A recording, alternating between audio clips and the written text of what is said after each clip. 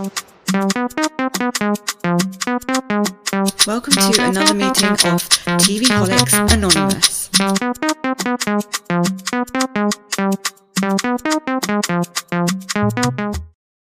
Welcome to another meeting of TVholics Anonymous. My name is Ruru and I am a TVholic. Today, Mimi's not here and it's just me. And I'm going to be doing Summer House. I can't actually believe that we're on season 10 of Summer House. It's like officially kicked off and there's like so much that happens. And I think that this episode's called The Stone Cold Truth, but I can't remember. I think it was something like that. Anyway, so much stuff happened in this episode and I'm really, really glad this show is back because I love it. I find it really like it's full of energy. These people are like, I know there's a lot of bed rotting going on in this show. I think Paige DeSorbo started the bed rotting. But it's still like so like it's very like young and youthful and it's very like, you know, energized. It feels like you want to like keep watching it. It's something that you want to see the next episode. And I'm so glad that they've done a spin-off for the show because I felt like it was getting way too much for like some of the OG cast to keep going to like the Hamptons. I know it's like about 5-6 hour drive from the city, from New York City, so Manhattan. So I think this is like a great opportunity to just see them in their natural environments because we only get snippets of them in the city. And this episode we didn't really get any kind of city life snippets at all, which I really want to see them in that environment. So I can't wait to watch the new spin-off. And I hope that like takes off and does really well. And I'm sure it will because they're quite interesting people. So anyway, there's like no Paige this season, which is really sad because Paige is so interesting, even though, like I said, she just bed rots.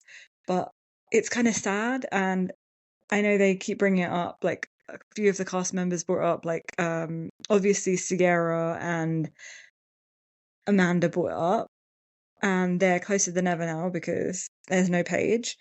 And I think some of the other guys brought it up as well. So that was sad. And I hope she comes back to Bravo and she's on In the City because I think that would be a great show for her. I know she decided to leave Bravo and I think that nasty relationship with Craig Conover was part of the decision because, you know, he's like a menace to society and like terrible and treated her like crap, basically. So I think that kind of like she just wanted to get away from everything because you know how he's been spinning his web of lies about her all over Southern Charm and on any platform that he can, you know, trash her. He's been trashing her. So anyway, I'm digressing. Let's get on with this episode, my thoughts on it. So I thought that there was like a lot of funny moments. The thing that I didn't like about it was the petting zoo. That was really like cruel, I think, because petting zoos are pretty cruel because they always confine the animals to little, you know, little pens. And they also like in this situation particularly, I thought it was a bit nasty because there was like loud music playing, presumably. I know we don't hear it, but presumably there's loud music. There's so many people. There's like loads of people putting their drunk hands in and trying to pet the animals. There's alcohol. There's alcohol spilling everywhere, and the animals could like lap it up, thinking it's water. Also, there's food everywhere, like cotton candy and like other stuff. So people obviously are dropping food everywhere, and the animals could eat that, and that could, you know, like chocolate is really bad for dogs and things like that. So could like some of these things be really bad for the animals and maybe potentially like harm them. So I thought that was like, it was like a stressful environment and I didn't appreciate it. If they wanted to do a petting zoo or something like that, why didn't they just go to a zoo or just like go to like, you know, like an animal sanctuary kind of thing? You know, sometimes they do those days where they just go out to the beach or they go out to like a restaurant or something. They could have done that like a chilled like Sunday morning activity or something like that. But anyway, yeah, that's what I didn't like about the episode. Another thing I didn't like is I just can't stand West. He is really, really annoying, and I don't know why he's on this show. I don't want him on my screen, and I also can't stand that other guy, the one that talks through his teeth like this, Jesse. I cannot stand him. Like, I need him off my screen because he is another waste of space. Like, West. They are so annoying. They bring nothing to the show apart from they create like stupid situations, and then West pretends that he's like a little baby all the time, which is so freaking annoying. Anyway, yeah, I didn't like the part. I hate the parties that they throw at the house parties. Can't they just go out to the club instead? Like, I hate the stupid signs that they make and the stupid costumes that they wear. Can't they just go to a club if they want to party?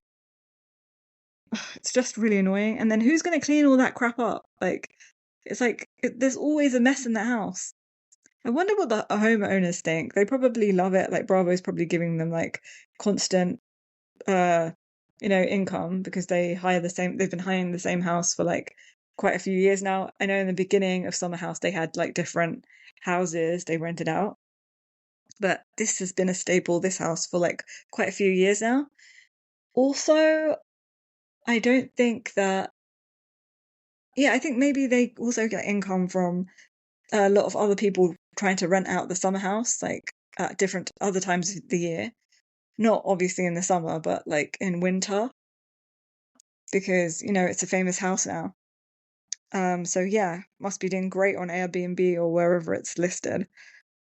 Now, this episode had like a lot of like serious stuff in it too, and it had like we could see like there was like a heavy kind of like tension like shadowing over the whole episode with the whole like Kyle Cooke and Amanda Batula like separation kind of like looming in the background.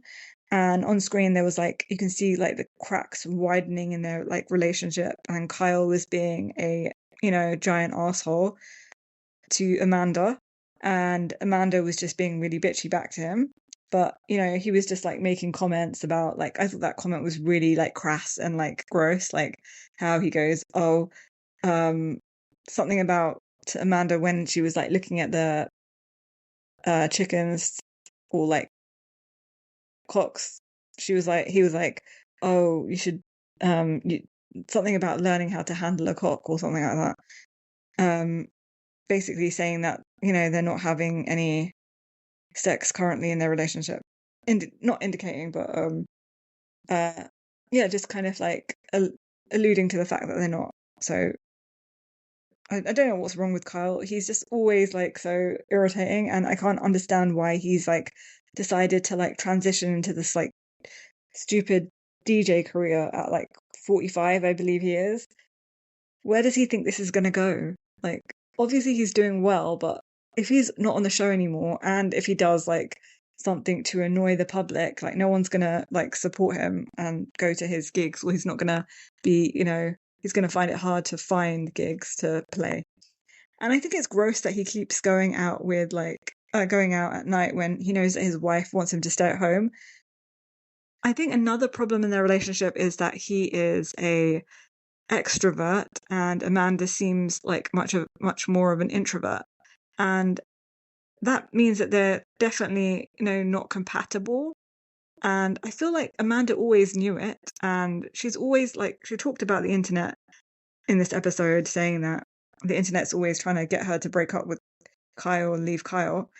And I think I know that she's finally done it, but she wasted like such a significant portion of her life with this like terrible man.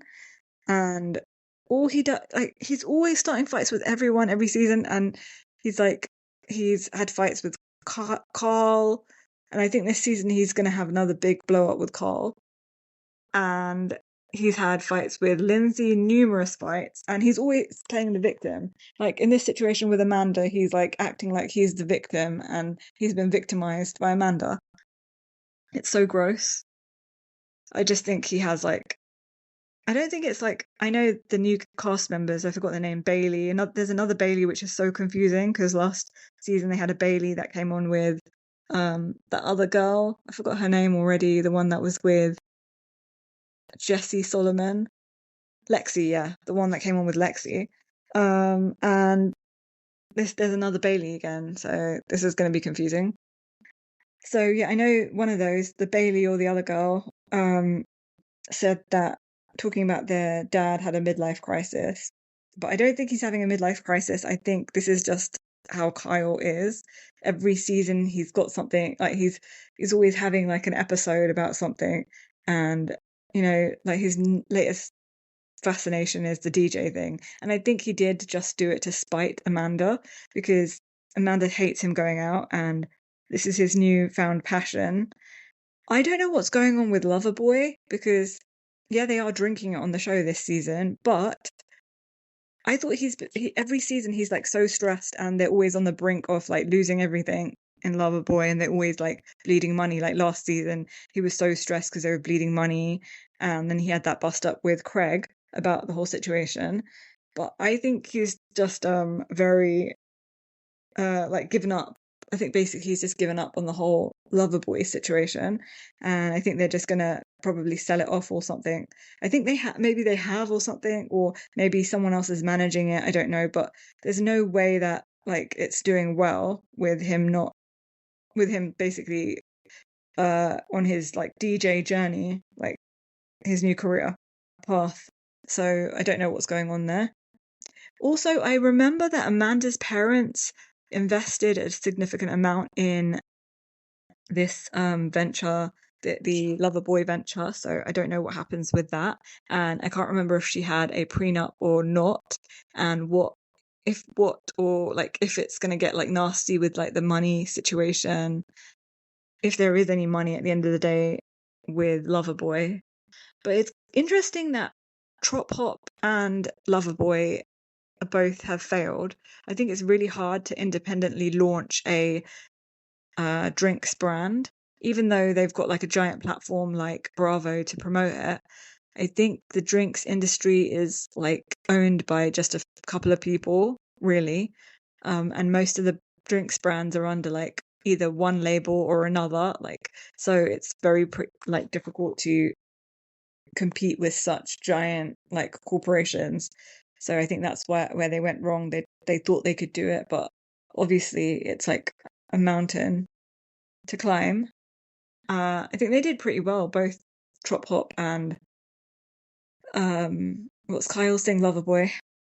For in that kind of environment, they did pretty well. That's what I'm trying to get at. Anything else that happened? I'm trying to recall Sierra and like Jesse climbing into the bed. I can't believe Sierra, like Jesse was right, take your shoes off.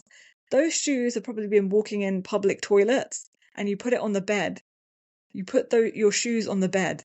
Think about that. You're going to sleep in those sheets with like, and it's going to remain on the sheets, the urination or like, poo particles or whatever the hell you dragged in on the soles of your shoes. That is really disgusting and nasty. Like, that's very unhygienic. And she's a nurse as well. Okay, so I just want to talk about like the new members for a second. So there's KJ. I find him really interesting and quirky. I think it's interesting that he has anxiety, and I think that's really like a really good topic to discuss for everyone, because what kind of like world do we live in right now? We're all living in anxiety and fear, like all the crazy crap that's going on. So yeah, I think that anxiety storyline is going to hit a nerve with quite a lot of people in the world right now, and a lot of people are going to connect with him that way. Also, I feel like I really like his like quirky personality, like the skateboarding, and skateboarders are quite interesting and quite quirky as it is. Also, I think that he like navigated towards the women straight away, so he tried to connect with Sierra straight away, talking about like he's got a lot of strong women in his family and he's like he feels better around like female energy. I thought that was really like a nice way to connect with Sierra and not like try and, like the other guys that come on the show normally are like really gross and sleazy and try to kind of like, get with girls straight away, the girls on the cast straight away as soon as they like, enter the house, which is pretty gross. And he tried to actually make a connection with her, like a kind of friendship. So that was nice. Also, what else do I see in this whole situation? Oh, so the two new girls. I forgot the other one's name. But like I said, there's a Bailey and the other, I think, I don't know which one's Bailey, but one of them, the blonde one, and the brunette. Yeah, the brunette came out of a 12-year relationship, so she's never dated before. So that's going to be pretty interesting watching her navigating the dating scene. And then there's the blonde one who I think she's going to have loads of crazy episodes because she's just got that kind of crazy chaotic energy and kind of crazy eyes. So I feel like she's going to, have loads of like she's going to be really good TV. And she just nearly like started crying at the table talking about her like partner cheating on her and then like leaving her at that kind of like restaurant. I don't know what restaurant it is because obviously I'm not from the US, so yeah, he just like left her outside there and just moved out. So yeah, not outside there, but he just told her that, and she dropped her salad bowl on the floor. And meanwhile, while she was telling the story, Cooke was counting the amount of money she wasted by dropping the salad, basically. But it did sound like a really expensive meal. Is that like a regular? Is that like a? It must be like quite an expensive place then. As again, I don't know because I don't live there. What else? So yeah, that was a chaotic story, and I thought she was going to burst out crying, and everyone was like laughing about that later on. So I thought that was a bit mean girly of like Sierra and Amanda to do, like have a little snigger about that situation. It's kind of like it's crazy because Amanda and Sierra have had so many crazy moments on the show, like with men that other people, like the rest of the public, will probably be laughing at. So, it wasn't very nice. It was a mean girl moment.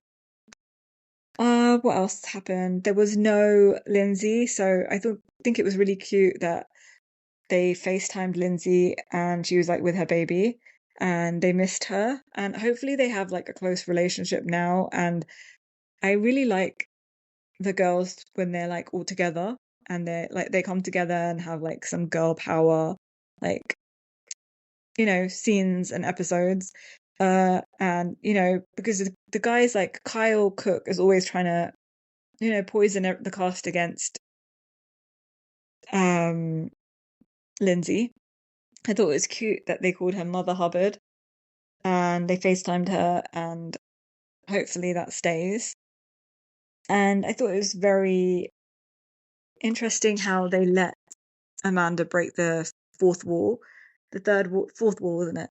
And she talked about how like the internet, like I mentioned before, the internet has been always telling her to break up with him, and she doesn't know if it's like her like wanting to break up with him now, or it's just like the internet, people on the internet, because they keep saying it, saying that he's broke. There's like breakup rumors, so it's very clear that she wants to get away from him now. Eventually, I know it takes. It's not like I haven't made mistakes in my life and everyone else hasn't made mistakes in their life, but this is a very long and, expensive mistake to make. I mean, I don't know how long they were together, but I think about 10 years. So I just don't know what to say about this situation for her. I wish her well. And I don't know what Kyle's going to do. I think he's just going to be like partying and raging until he dies. Probably until the day he dies. Because that's just his nature, his personality. And maybe he should just try and find a partner that's cool with that and as extroverted as him and someone that's going to just like, want to go out every night until the day they die. That would be great for him. So what else? I'm just looking at my notes. Jesse's boring. I think he's trying to like fix his image from last season. So he's trying not to, but he was still, him and what's his name, West, were trying to like, they were like so gross and creepy with the women at the party as well. Like I hate them. I can't stand them, and I don't want them on my screen. Like, get rid of them. I'm happy with the new cast. I don't know about the brown-haired girl. Oh yeah, she'll be interesting because she's never dated before, so that'll be interesting to see her dating. And then the girl with the crazy eyes. Oh, she also said to the new guy, the other new guy, the Australian guy that came in, that we're all obsessed with him. And she was like right there, like laying it on pretty thick with him about his eyes, his blue eyes. And then he could hear her talking to the other brunette, the new girl, about like, I don't want to get lost in his eyes, his blue eyes. And I think she's purposely making it known that like, I'm into you, so hopefully you're into me. But I think she's got too much chaotic energy for him. What I did notice that there's a lot of chemistry, and there's something between Amanda, Batula, and the new Australian guy. Did anyone else pick up on that? There's definitely something going on there, and I would be really like not shocked. Basically, I would not be shocked if those two got together by the end of the season, or like we hear something now that they're together, because I feel like he's into her and she's into him. And definitely there was a lot of chemistry, especially when he like lifted her up and put her down. That was a moment. That was one of their moments, I think. Sierra, I would really like Sierra to continue hating West because I hate him. And he did do like her dirty, really. And I would never you'd never be friends with someone who treated you like crap and dumped you and then had an article about you. It was just, it's just not, she doesn't need him, and she can do better than having a crappy friendship with a loser like West. And also Jesse Solomon, get off my screen. West is like so like useless. I don't know why they cast him in the first place. What else? What else? What else? I don't think. Oh yeah, Carl. So Carl's doing a marathon and he keeps talking about it. I think that's interesting. I think he's evolved a bit this season. What it looks like it. He feels like much more clearer of mind right now this season. Last season he was kind of like really scared of Lindsay. And this season he really seems like he knows what he wants out of life better. I hope that his soft bar's doing well. And I think that he's going to be the voice of reason this season. And I think he's going to definitely be having a fight with Kyle, because I think Kyle's relationships this season, all of them are going to, apart from his relationships with the stupid people, Jesse and West, are going to disintegrate, because he's just like, he's falling apart. He's self-sabotaging and falling apart. I don't know what else happened this episode. I can't remember, but these are just my thoughts right now for what's going on. And I think one of the other castmates is Mia. That's going to be entering the house or something. Or maybe that's the brunette's name, Mia. Not sure. What do I? Yeah, like I said, I want Paige. I also want Paige, and I want the other annoying girl that she does the podcast with. What's her name?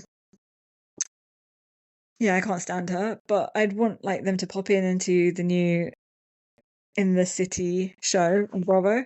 But I'd want Paige to be a full cast member in there, but I don't think she is. But hopefully we can get her on there.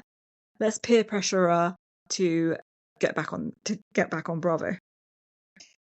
So yeah, I don't have anything else that I really want to talk about in this episode. I'm really excited for the next episode. And hopefully there's more Lindsay, because I'd really like to see a lot more Lindsay, because Lindsay is a firecracker and she needs to be on TV. I don't know if she's going to be on In the City, but I'd love to see her in the City, because she's a very, very interesting, like, dynamic person. And I think that she will bring that show to life, really. She's much needed on Bravo. Really, she is.